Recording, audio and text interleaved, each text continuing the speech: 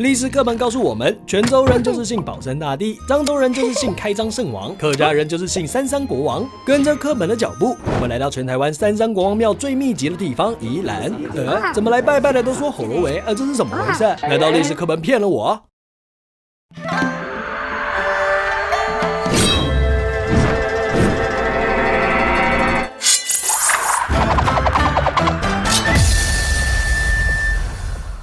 ？Hello， 大家好，欢迎来到客栈，哈哈哈店。随处可见24小时营业的便利商店，象征台湾便捷的生活。但你知道吗？台湾还有一种更让人安心的存在，数量比便利商店还多，那就是公庙。哎呀，懂了，原来发大财就是要靠盖庙啊！各种宗教活动早已是台湾日常，像是神明绕境、妈祖拍事、君权神授。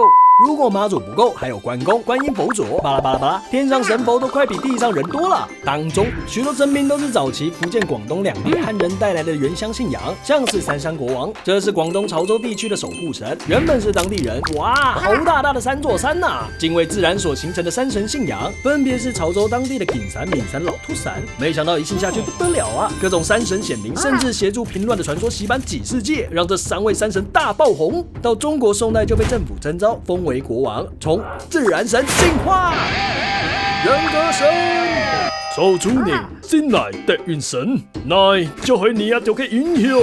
所以大家在庙宇看到的是3个人，而不是3座山啦。而信仰这种东西呢，还有2个关键。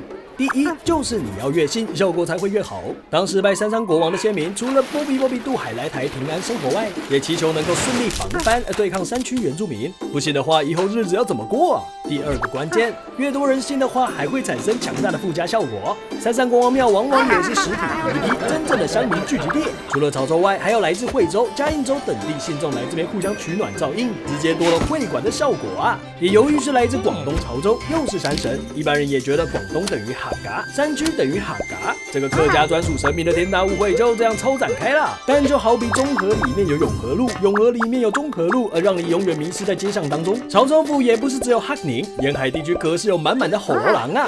在三山国王的信仰中，有庙宇是扶老人该来自己拜，有原本客家人的庙宇被移居过来后的扶老人接着拜，也有本来的客家人扶老化后继续拜，还有一堆的客家人根本没在拜三山国王啊！巴嚓，说到这边，一定会有客家朋友焦虑了。如果你们家神山棍风都不是客家人特有的信仰，那客家文化到底还是什么呢？但反过来想，若是贴几个标签就说是客家信仰，不也显得客家文化太单薄了吗？这题历史课本也没有答案，就要请各位客家朋友一起去追寻喽。